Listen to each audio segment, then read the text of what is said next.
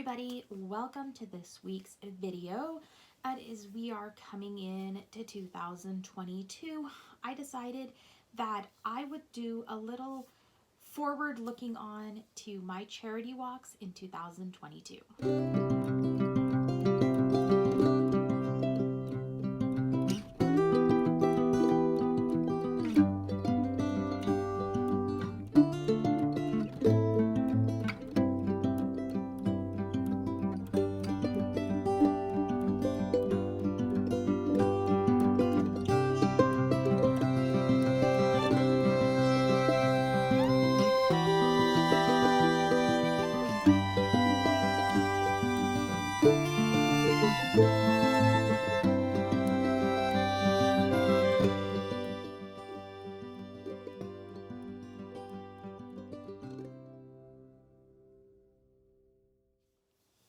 So I've been doing charity walks since I was a teenager.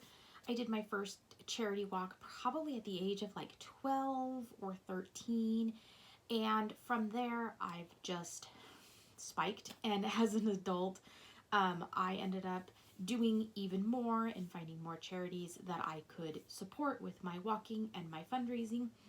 In 2020, the pandemic took a lot of the joy I got out of charity walks, and so I wasn't going to let that happen in 2021. So in 2021, I went looking and I went to try to regain the joy that the pandemic took from me, and ended up finding a number of virtual walks that I didn't even know were like a thing, and was able to support a number of different organizations in 2021, which just gave me a ton of joy, and I felt like I had taken what the pandemic took from me. So I went looking this year and kind of planning ahead, and so this is kind of my recap and what I'm looking forward to in 2022 with charity and virtual walks.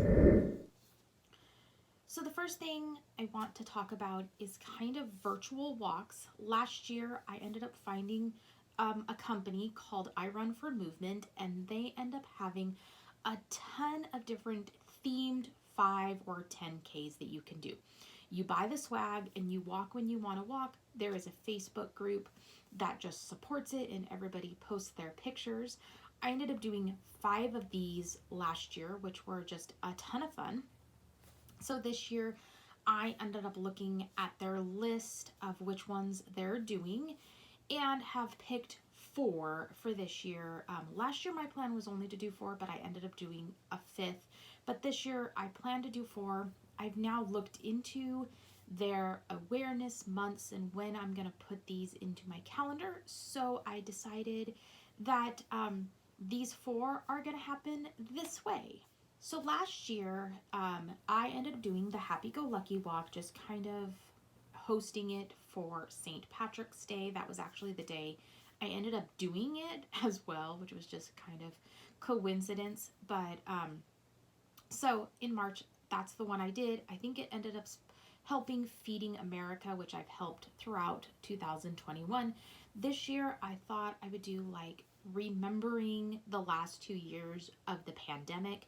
March was like a big month for the whole pandemic and what it was happening. So this year I have decided to do the I Run for Frontline Heroes in March. I have family members who are frontline heroes. They work in the nursing field, and some of them actually were part of the ICU team that worked with COVID patients. And this particular walk does support the Frontline Heroes Children's Network, I believe, and we did do a walk last year that helped support that network as well. But so I thought in March I would just do this walk remembering my frontline heroes and just remembering the last 2 years of the pandemic. So May is actually Mental Health Awareness Month, which I had no clue, because I end up actually walking the suicide prevention walk in October, but I guess that's just the day that it falls in like my area. So in May, I am going to do the Mental Health Matters walk. Mental health, I think, is super important, especially in today's day of the pandemic.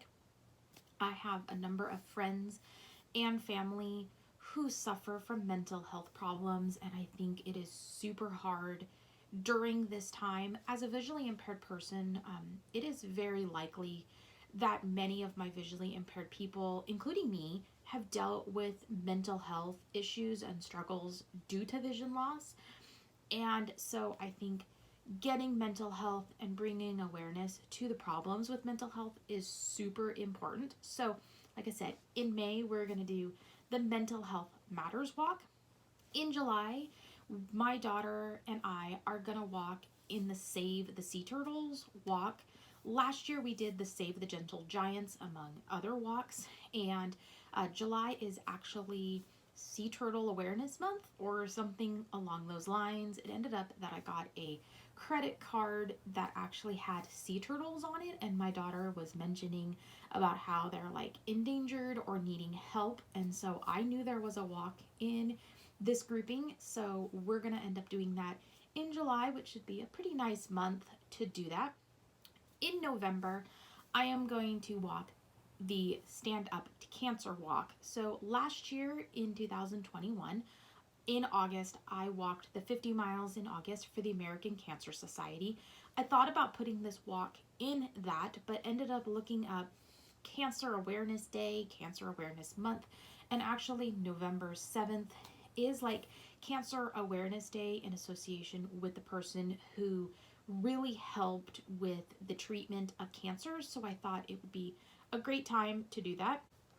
Cancer has impacted my family a lot, and it is a super hard thing to deal with as a person fighting cancer, but also as the family.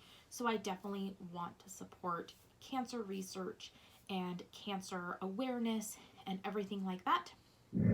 So next, we are going to go into these challenges that are put on by Run Across America.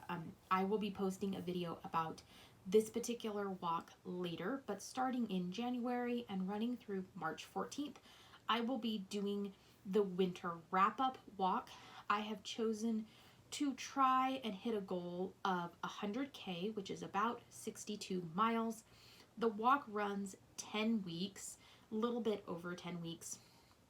So we will see how this ends up going. I did the Fall Frenzy walk last year, and it was a lot of fun. It pushed Bali and I to walk more, and with winter time and it being rainy and yucky at the beginning of the year here in Oregon, I need a push. I need to be able to get out and walk Bali the way we need it for our mental health and our physical health, and this is just going to be a great way to do it. So in 2022, I am hoping to do 4 charity walks. We will see if this ends up happening.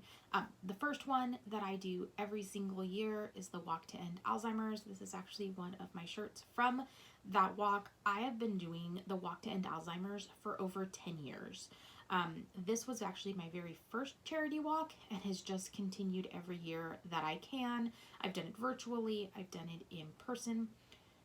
Alzheimer's hits close to my family and even some of my friends' family. My mother devoted her career to geriatric mental health. She worked in Alzheimer wings for many years. And so I support her after her passing in memory of her.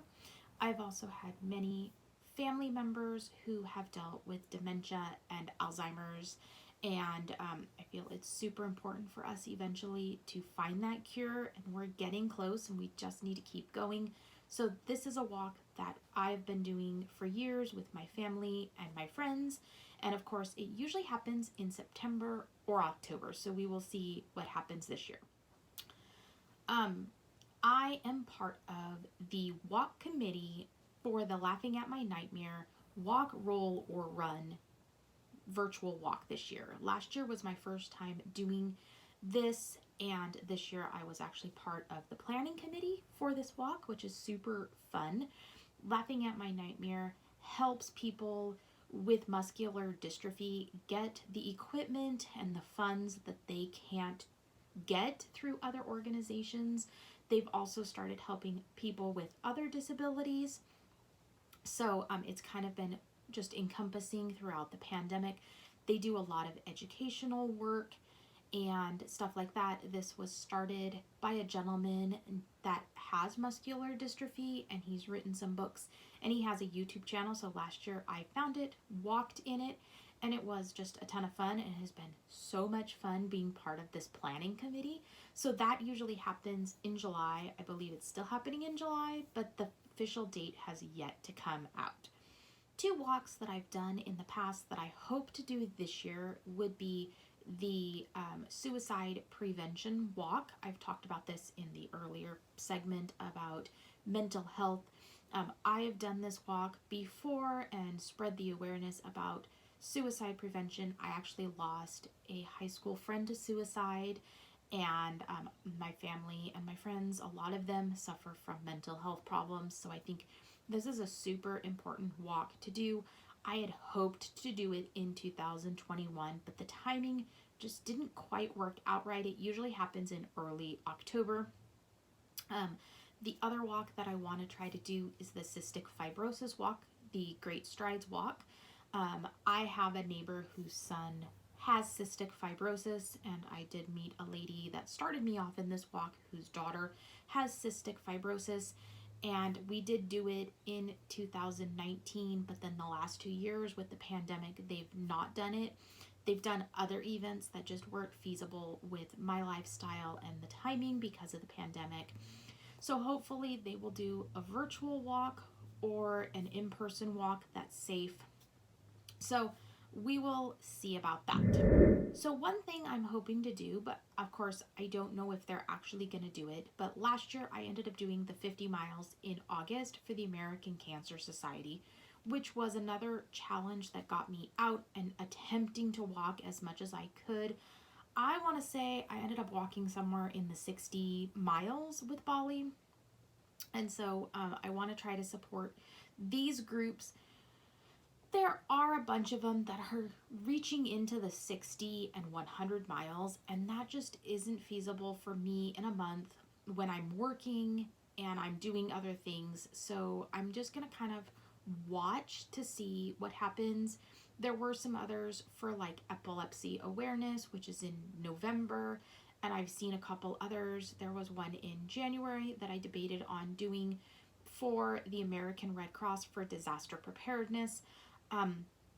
I want to say that one was 60 miles, and I'm just not sure with the weather if that's going to end up working out. I would love to support the American Red Cross and disaster preparedness and disaster awareness, but we will end up seeing what ends up happening. Well, there you go.